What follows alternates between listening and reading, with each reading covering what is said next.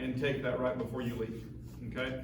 And so we will go into the laboratory to take that and right across the hall, and so then that will be out of the way, okay? And then the rest of you will take it in class normally, and so you can use a calculator, those types of things. I think that's all you'll need. I included a periodic table and the equations that you might need on a resource page, or the 2 resource pages. Okay, cool. All right. If I can, I want to probably do the test this way too. I prefer this. I did some of the online stuff. Now you have done both, so if we get kicked off campus again for some weird reason, like a virus or something, odds are it's probably going to happen. But we have experienced both at this point, right? But I much prefer paper tests, and I think that it makes students perform at a higher level over time when we do it that way. So anyway, just throwing that out there. Achieve, I want to make sure, I get a lot of requests for opening up Achieve, and if I miss someone, it's not intentional. That gets buried in emails sometimes. I get somewhere between 10 and 50 emails a day, and so sometimes they get lost. If I have missed you, you have to let me know, okay? Please do that. I'm not doing it intentionally. I just didn't go get yours open, okay? Now, I actually sometimes move entire assignments, and then that just catches everybody, right, when I do it that way. But I don't always do it, especially those older assignments.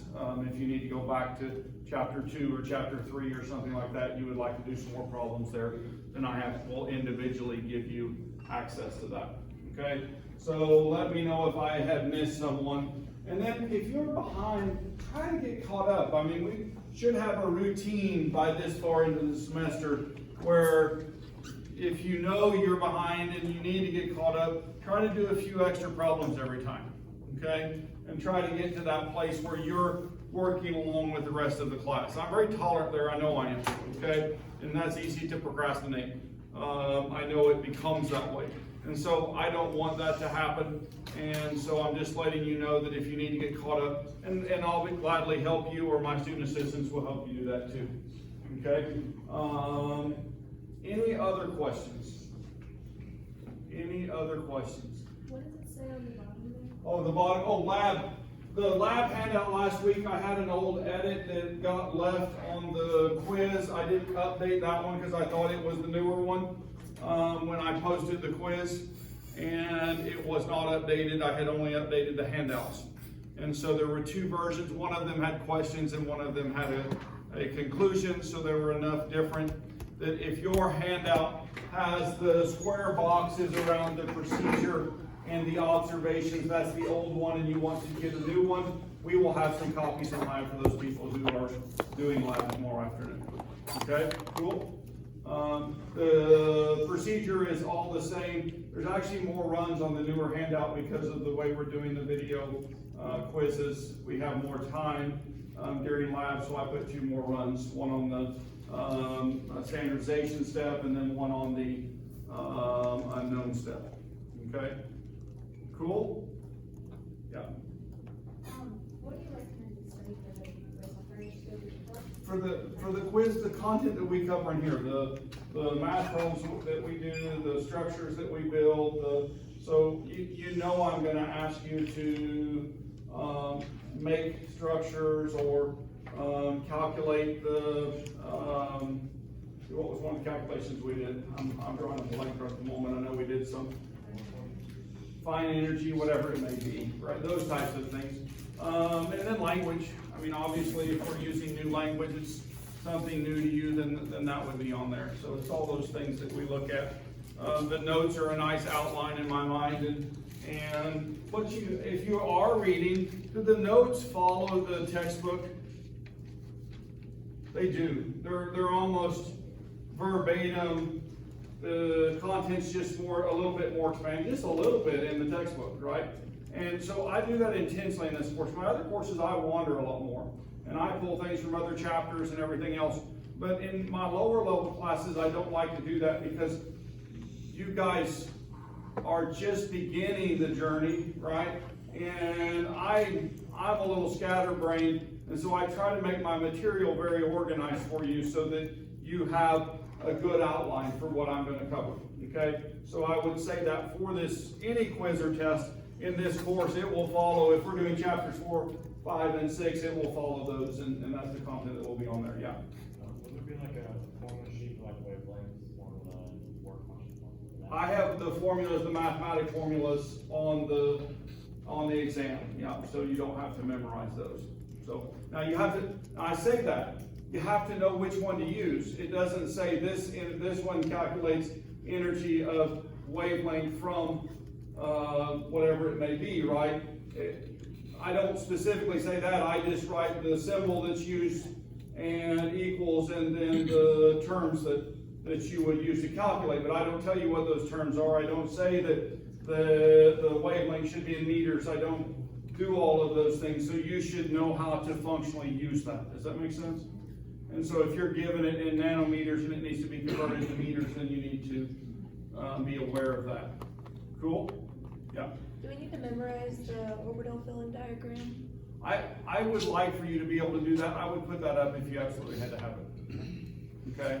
So, or at least what I would do is probably do a reminder. This is how you make that if you just are completely baffled by it. Does that make sense? Yeah. And there are some orbital fills on there, I promise. I mean, we've done enough of that you're going to fill some orbitals and you're going to do some energy level diagrams and those types of things. Okay, so we focused a lot of energy on that, so please expect those. And then expect to use them for things, right? So you can use energy diagrams to do things, to look at when something has unpaired electrons and those types of things. And to know when it's isoelectronic to something when it makes an ion. So if I have an O2 minus ion, oxygen 2 minus, then what's its valence shell isoelectronic to? You guys remember that? So if you did electron field, it would have 2 extra electrons, right? And so what has 2 more electrons than oxygen? Neon. So it would have a valence shell like neon. And so that's isoelectronic to neon. Cool? Yeah, so those types of things would also be on the test. There are some really nice reviews at the end of the chapter, the things that, at the end of the chapter, the end of the PowerPoint slides, or actually they're scattered through most of them that are posted, unless you're using the one off-campus web that I have posted after I've edited. I just finished 6 today, I think. I want to go back through it one more time and make sure I'm not going to make some more edits, but I've added a couple slides there but not much. A little clarification and those types of things, okay? I didn't think it was very clear on the percent ionic calculation, and so I cleaned that up a little bit and so on. So I'll do those things or add additional information, but the basic format is there and all the content is in the book. So anyway, I had another question that started, I saw hands start to raise. Where did I did? Yes, I did. Never mind. Or maybe I answered it. Other questions? I can tell you things on the test, exactly what they're going to be, but that doesn't help you. What helps you is study and practice. Okay, guys, I know that. I know you want to think otherwise, and it would be really nice if I just gave all the answers. I had a chemistry professor in an intro chemistry class in college, and I actually studied for it, but he gave out a practice test that was identical to the one that he gave out when you took the test. And I can promise you, I didn't learn near as much in that class as I did other classes. Because why? I didn't have to learn it, I just had to memorize the answers because it was 40 multiple choice questions, and literally you could use your textbook periodic table, and I'm not gonna pick on anybody, but the swimmers who were in the class with me, there were 5 of them, they would tape the answers in the back of the textbook there with the periodic table, and they would just go through and answer that, and when they would turn in their tests at 3, one day Dr. Gibbons would actually time them. A student turned in her test at 3 minutes and 32 seconds, and he says, wow, you really knew the material. And I was watching her copy off of her list of A, B, C, D, F I was always scared that he was gonna switch the order on one of the tests. And so I actually memorized the answers instead, right? In case the order was switched up. I mean, that's the truth. It was kind of interesting because it was what I needed at the time, because it helped me get the language that I was lacking, and I was taking algebra at the same time. And so when I went back to general chemistry, I had those skills, and I performed very well in general chemistry the second time that I was in there. Yeah. So, cool. Yeah. But I didn't learn a lot from that class. I learned a lot more in general chemistry where they made you do all that stupid work, right? That's what we call it as students, I know that, right? You guys agree with that? Yeah, so, but we're just trying to get you to practice and learn. Any other housekeeping items?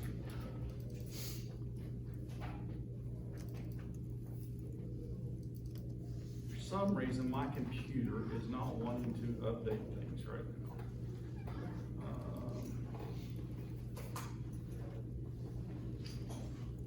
It'll be saved in about an hour and it will be work.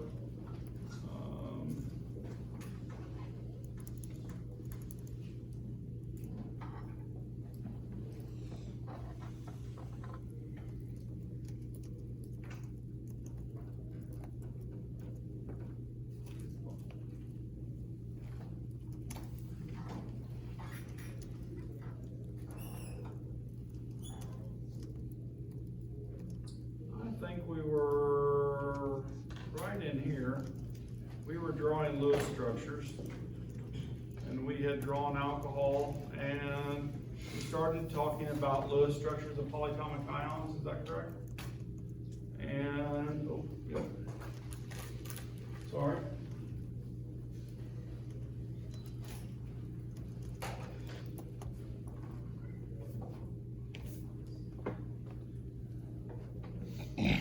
Which slide were we on while we're waiting on the, make sure I started in the right place? Had we drawn ClO2? Yeah. That's where we stopped. Getting ready to draw it, or we drawn it? We drew it, okay. All right.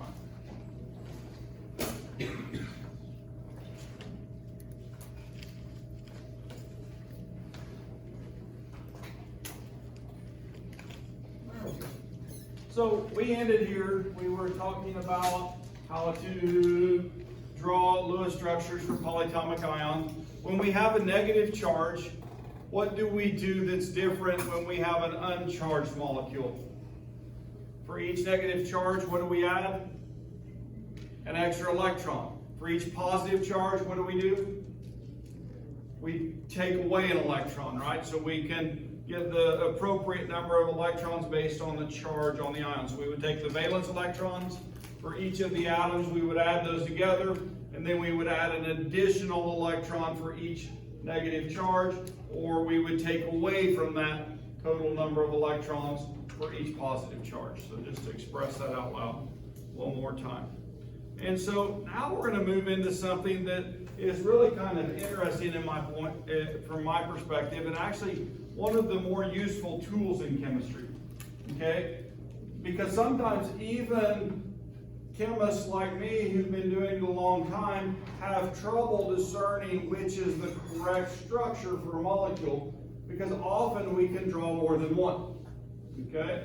And so we use tools like formal charge to say this one is the most probable, okay? And so it's something that you can do. It's very easy to do, mostly mental count, okay? We can write it on the paper as algebra, but when you practice it a lot, then you just do it in your head and you check the formal charges. Does that make sense? And so we'll do that. And then we'll also talk about resonance. Now, this is a joke, but it's almost true, okay? If you take the organic chemistry class that we offer here, and you can't really think of what the answer is, then write resonance, and it will be right about 75% of the time, okay? And so explaining stability of molecules and those types of things, resonance forms help to explain why a molecule is very stable. And so Lewis structures help us visualize. They're kind of limited sometimes. And so in cases a molecule cannot be represented accurately by a single structure but requires multiple structures, then we change the structures to the other forms, and we use arrows between those. And in fact, the type of arrow that we use is a double-sided single arrow. And so it would look like this. This is a resonance arrow, okay? And so that's the arrow that's preferred to be used for this. And we put that between the structures. And so we're going to practice that. This is showing resonance on the board. And so if you guys consider that there's 3 oxygens on here, and if I label those, let's make this one 1, 2, and 3. You guys see that? And right now the double bond is on 3. Would you agree with that? And then if I move over here, it's on 2. And if I move over here, it's on 1. And so those are 3 different structures. If I number those or organize that in that fashion. You guys with me? And so these are 3 resonance forms for the carbonate ion. All right? We often can draw that in another way, and I'm sure if it does it, on this one it doesn't. So very often we will see that where it has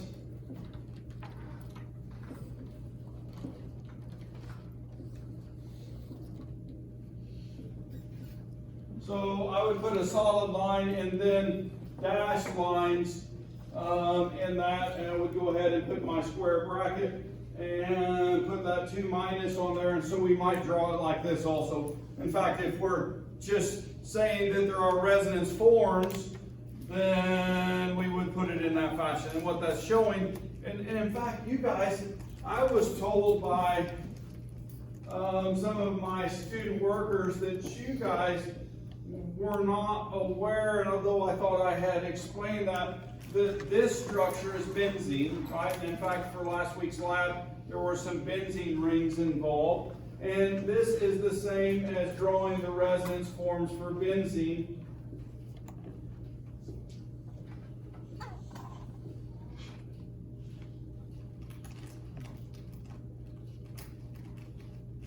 So if you notice that this bond is a single bond here, this bond is a double bond, single bond, and that those have moved on that ring, right? You guys with me? And to acknowledge that, another way like this is to draw that with the circle in the middle of it.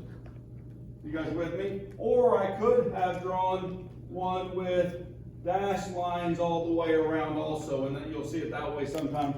But more often than not, you'll see a benzene ring with that circle in the middle, acknowledging that there's resonance forms of that molecule. And in fact, if we do energy on molecules with resonance, multiple structures, what we find is that they're more stable. They have extra energy available from those resonating forms. And so this is shown, we actually do an experiment in physical chemistry to determine the amount of energy from resonance that is there in addition to the bonds on a benzene ring. And so we find it's quite significant in value. So resonance structure. So carbonate has 3 resonance structures.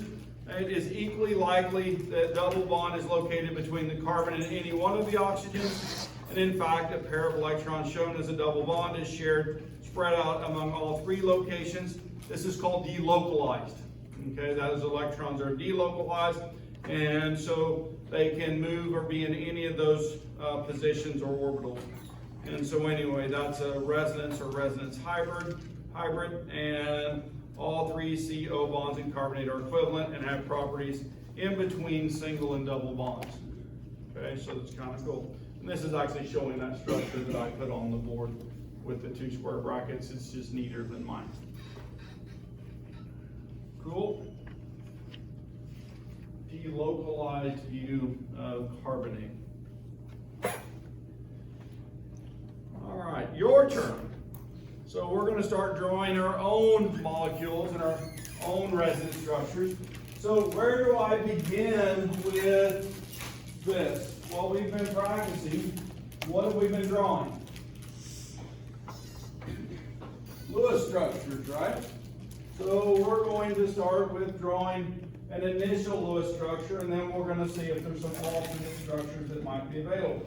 So my first step, as a reminder, is to do what? Count the valence electrons. And so nitrogen has 5. Do you guys agree with that? So nitrogen is 5.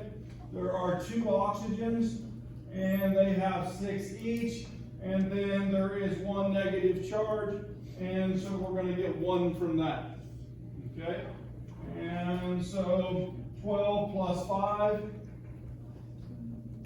plus 1, an 18 electron system. All right, those are the valence shell electrons, outermost electrons. Now, the next question, something that we really need to work on, and that's actually coming up, but which atom is going to be in the middle for NO2? Nitrogen. Okay? Now, I keep hinting that when I'm trying to decide, right, the more electronegative elements go on the inside or the outside. Outside. The more electronegative will be the peripheral, the middle, because they don't want to share their electrons. Okay? So they don't like to make multiple bonds as much as something that's less electronegative. And so the more electronegative will cause them to conform. And how are we deciding electronegativity? You guys remember? For the main group metals, the farther right, the more electronegative, right? Anywhere in the main group. And then the farther up, with fluorine being the most electronegative. Okay? So we'll go over that more formally here in a minute, but that's where we're at right now. I'm just making sure we get the right element in the middle. Okay? And so we're going to pick nitrogen. This marker is dying. I don't like red. Look at all the reds up there. Blue.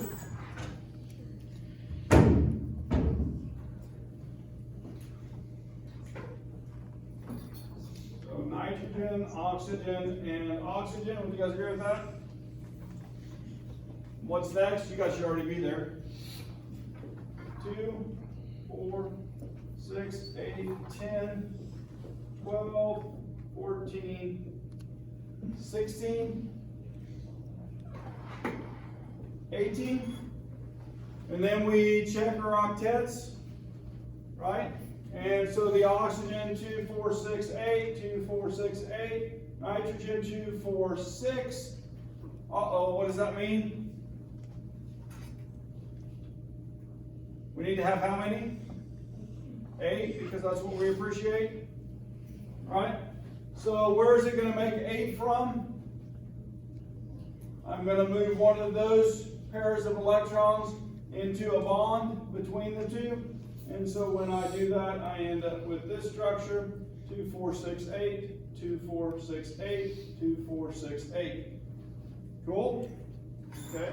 So now that I've done that, wait a minute. What am I missing right now? This is really important, the negative charge.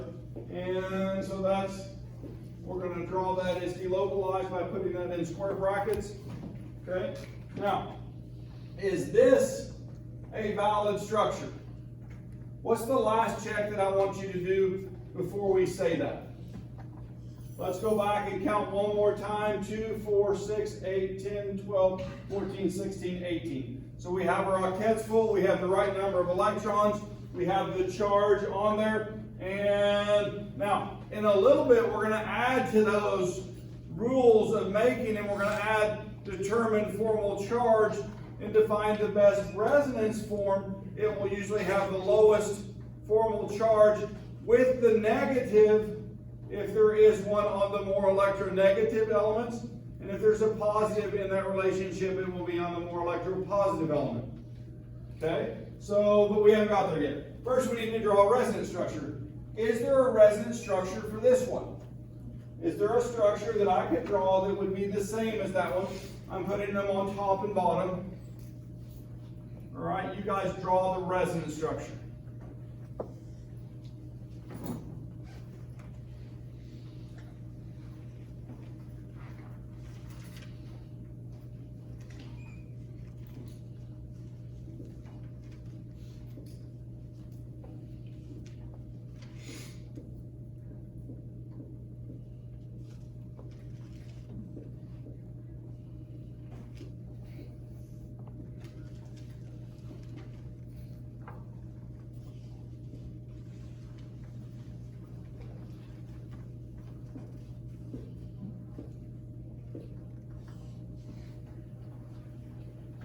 I did was show that those electrons that are on this side can resonate over to the other side. Now I realize in a three-dimensional world, if I take this molecule and flip it over, then I have what? This one up here. But I still, if I designate this oxygen as 1 and this one as 2, then we can see where the double bond is moving between oxygen 1 and oxygen 2. Okay, so that gives it additional structure, stability because of that. So sum the electrons, and we did that, and we found the center atom, and we put in single bonds, we filled electrons. We had 16 in place on the initial structure. We added 2 more on the central atom, and then we moved a pair of electrons off of one of the outer atoms into a double bond. And then we counted the duets and octets, and they were satisfied.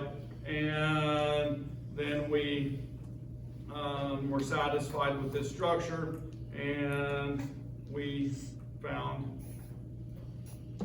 the number of electrons. I'm not sure that makes sense down here. So anyway, there are 2 resonance structures for the nitrite ion, and this is showing that delocalized bonding between the 2. If you were to draw a single structure, what would you do? You would draw it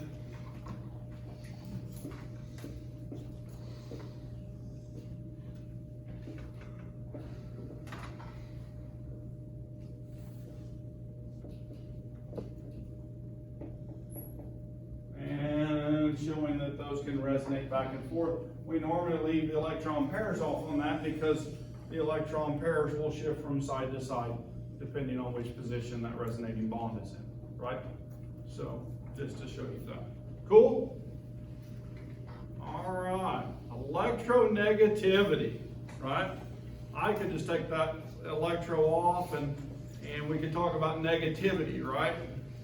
We need to try to get more positive and never mind, I'm not going nowhere. So anyway, electronegativity, wait a minute, didn't I just do this? I did. There's actually numerical values that go with this, so I'm just going to pull them up. I said up here on the periodic table, as we go right, electronegativity increases, and we go up, it increases. But up here on the board, I mean, these are values that are representative, and we can actually do them to show the polarity in a bond, okay? And so the larger the difference between 2 atoms, if they're bonded, the higher the dipole value, okay?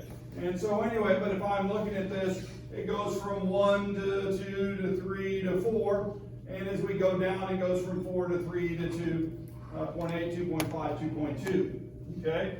Now, let's look at oxygen, because does oxygen make a lot of bonds? Is it in a lot of heteroatom systems? It is. I mean, it can be a carbonyl, it can be in an alcohol, it can be all kinds of things, can it? And so there's all kinds of structures with that. If I'm looking up here and I find its electronegativity on the periodic table, there is only one element that is more electronegative. Which one is it? Fluorine. All right? Fluorine can bully oxygen. Oxygen can bully everything else. You guys with me? And so you should be aware of that. Then the next biggest bully is the nitrogen and the chlorine. You guys see that? Those are both 3. And so they have equal electronegativities. All right? When I move over one more, I am at carbon, and carbon is less electronegative than nitrogen, oxygen, fluorine, chlorine, bromine. It's the same as iodine. Right? So when we're talking about bonding and bonding relationships and what should be in the middle, then this is something that can really help you decide that. Okay?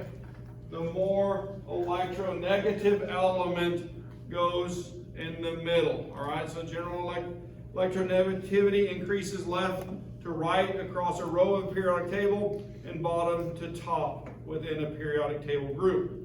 Lighter noble gases do not have defined electronegativity. Why don't they? Why don't noble gases have electronegativity. Do they want to bond with anything?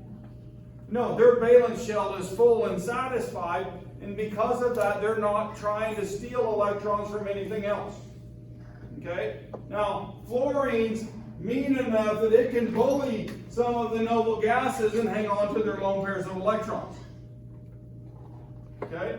And so there are examples of compounds that have fluorine bonding with noble gases. Okay? So that's kind of an interesting thought, isn't it? And so electronegativity values have no units, and so there's just a scale. All right.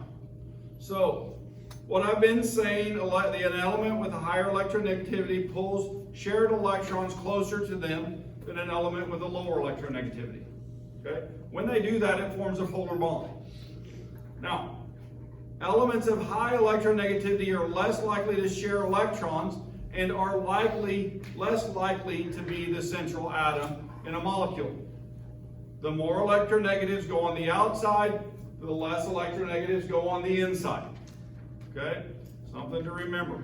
In a situation where two elements have the same number of valence electrons, select the one with the lower electronegativity to be in the center of the molecule. Right? All right. So, the other day we did an example. I want to go back to that just for a second. And when we were looking at drawing the Lewis structure on this slide, I put two forms of the molecule on the board, didn't I? And in one of those I put the chlorine on the outside and oxygen in the middle. And the other one I put the chlorine in the middle and put the oxygens on the outside. Which one do you think is correct? The oxygens on the outside. Even though normally chlorine makes how many bonds? One bond, right? But it makes more than one bond when it's forced to by something that's bigger and meaner than it. Right? The electronegative bullies. You guys with me on that? I know that's making them human and they're not that way. It's based on the attraction. Okay? So, but it helps me to remember it, right? I just call them bullies, and fluorine being the smallest yet biggest bully on the periodic table. Right? He's the guy that's trying to prove himself in my mind, right? And he will fight anybody and normally win. Okay? So, all right.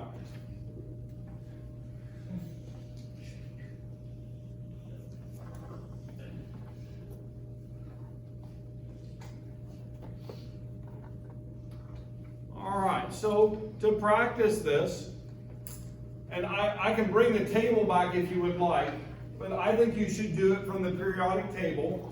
And which of these would be the central atom in the molecule?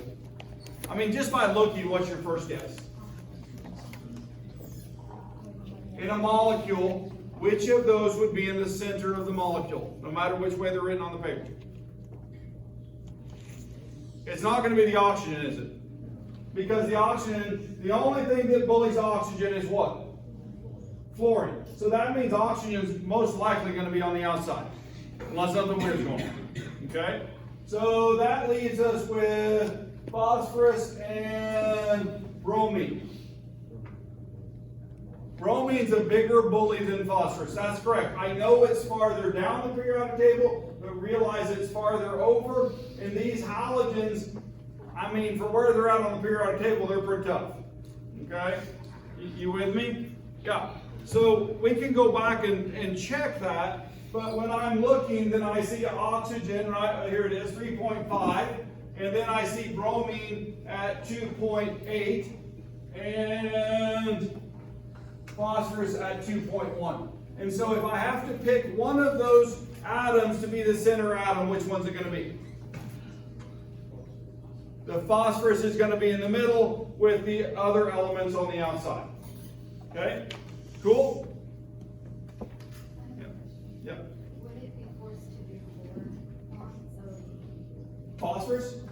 It would do 4 bonds. It would do 4 bonds. Yeah, absolutely, 100%. Yeah. we give you these rules about the number of bonds something makes, and then we show you where there's different numbers than what you would expect. Okay? And in fact, when we get to formal charge, we're going to look at some molecules, which, for example, sulfur is in the middle of it, and it's going to have 5 and 6 bonds. Okay? And so it will do that. Phosphorus will do the same thing. It will make 6 bonds. And so that's not abnormal for anything from really from period 3 down.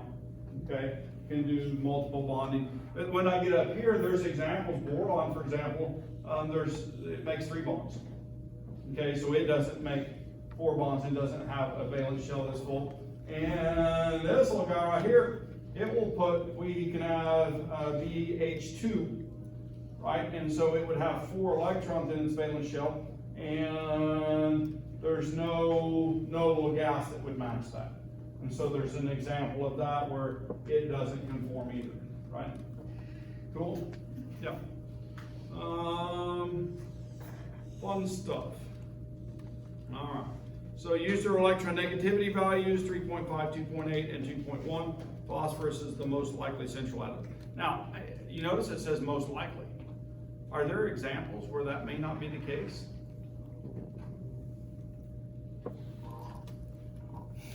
Yeah, and we'll talk about that with formal charge. Okay? And so formal charge, sometimes it is possible to draw multiple valid Lewis structures that are not equivalent. Yeah. And so when we do that, then formal charge can decide which structure is the better representation of the real molecule. Okay? This is not hard to do. Okay? There's an equation right here. Formal charge is the type of electron bookkeeping in which you assign a fictitious, I like that word. I use the word perceived charge. Okay? It's a perceived charge based on formal charge counting. All right, you can use the word fictitious if you like, but I like the word perceived better. And so a perceived charge to each atom in a molecule by comparing the number of valence electrons the atom appears to have and in the structure and to the number of valence electrons it brought to the molecule. All right, so formal charge by definition is equal to the number of valence electrons for that atom. Okay, so if I pick oxygen, how many valence electrons would I write right there? 6, and then minus the shared electrons divided by 2. So the shared electrons are bonds, right? I just count each bond. Instead of doing it this way, I say the number of bonds, right, plus the number of unshared electrons. The number of bonds plus the number of unshared electrons. And then I don't have to do an extra division by 2. Does that make sense? You guys with me? Yeah. So let's try this.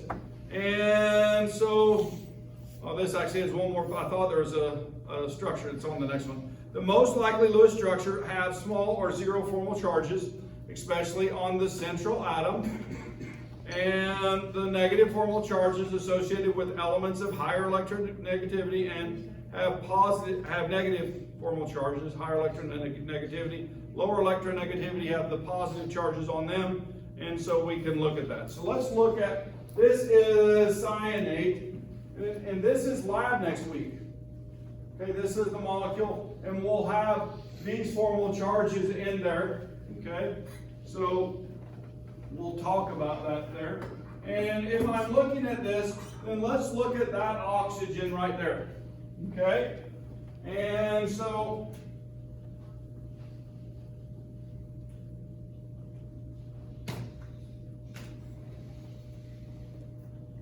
if I want to calculate that formal charge on that oxygen in A, the first oxygen, or the one on the left, it's the only oxygen in that molecule.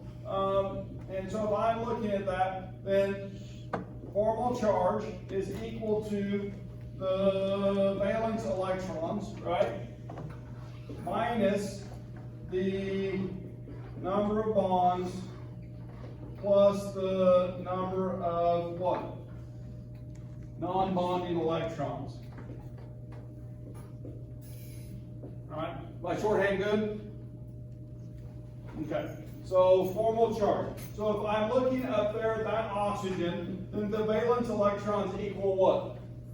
6, we talked about that. So 6 minus how many bonds? 2 bonds, right? Plus 2, 4, right? Plus 4. And so 6 minus 2 plus 4 equals 0. That's the formal charge and how it was calculated on that atom.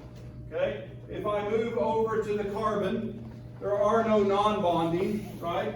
And, well, hey, let's do it in order. So if we start with how many valence electrons for carbon? 4 minus, there's 4 bonds, right? 4 bonds plus 0, and so 4 minus 4 is equal to 0. Would you guys agree with that? And so this is the oxygen, this one is the carbon, and then now we're going to do the nitrogen, and the nitrogen is, how many valence shell electrons for nitrogen? 5 minus how many bonds? 2. And then how many lone pair electrons? Plus 4. And so 5 minus 2 plus 4 is 6. So 5 minus 6 equals -1. You guys with me? Hard? No. Do you, as a chemist, when you start doing this, do you start doing it in your head to check? Yeah. So just to let you know that, but I want you to show it formally for now. If I look at the next molecule, then how many valence electrons again for oxygen? 6 minus 1, 2, 3, 4, 5, 6, 7. 6 minus 7 equals -1. And 1, 2, 3, 4. 4 minus 4 equals 0. And then 1, 2, 3, 4, 5. 5 minus 5 equals 0. So these are correct. 0, 0, and -1. Okay. If I move over and do the same thing here, 1, 2, 3, 4, 5. 6 minus 5 equals +1. The 1, 2, 3, 4, 0, and 1, 2, 3, 4, 5, 6, 7. 5 minus 7 equals -2. Now, I want you to notice something else. When I do formal charges, all right, what is 0 plus 0 plus -1? 0 plus 0 plus -1, what does that equal? The charge on the ion. You guys catch that? If this were a neutral molecule, what would the sum of those equal? 0. The formal charge, when I total those, will equal the charge on the ion. Okay? It's something that's useful. Okay? Or no charge on molecules, okay, that are not ions. And so if I'm looking here, what's +1 plus a -2? -1, -1, 0, and 0 to -1, isn't it? So that's a check to see if you're doing your formal charges correctly. Okay? It's also a check for the molecule. That's what I use it for, to check my molecule. All right, now, I want to talk about this as one more step. Once you get the formal charges, what do you do with them? Let's go back a couple slides to this slide. Okay? Which element is more electronegative when I'm looking at oxygen, carbon, and nitrogen? Carbon is the most electropositive, would you agree with that? And oxygen is the most electronegative. Okay? So if I'm looking at these three molecules, which one is more likely to carry a positive charge and which is going to carry the negative charge? The oxygen is going to carry the negative charge, and over these, either one of these could be positive. Okay? But the preferred structure would have oxygen being negative. So let's go back and look at the three structures because we're trying to determine which one is the best structure, right? You guys with me? What's that? The IRs for people who need them. Anybody need IRs? If you need them, she's got them. All right, so going back up here, if we're looking at this, then I'm looking at 3 examples. The first example has the negative on the nitrogen and zeros on the oxygen and carbon. The next one has a minus on the oxygen and zeros on the carbon and the nitrogen. And so this one has a +1 on the oxygen, a 0 on the carbon, and a -2 on the nitrogen. Which of those, well, should we start with the most likely or least likely? Which is least likely? Which structure is the least preferred based on formal charge? C, right? Because oxygen's positive. Is oxygen going to let itself be positive when it's fighting with those two? No, it's going to whip them. Okay? So it's going to take that negative charge. It's going to be the most negative guy there. So that means if I look at the other two, right, the middle more likely structure becomes this one, and the most likely structure is B, isn't it? Because the bully has what? The negative. Okay? That's how you use formal charge. Should we practice another one? Alright. So this just says what we've been talking about, the true structure of cyanide. So let's draw a resonance structure of dinitrogen monoxide. Or my time? I saw people start to get up. Wow. So we don't have time to do this? So we want to quit a minute early? Alright. Get out of here. Go. You're welcome. The torture ended. We'll pick up right here and we will draw the structure of dinitrogen.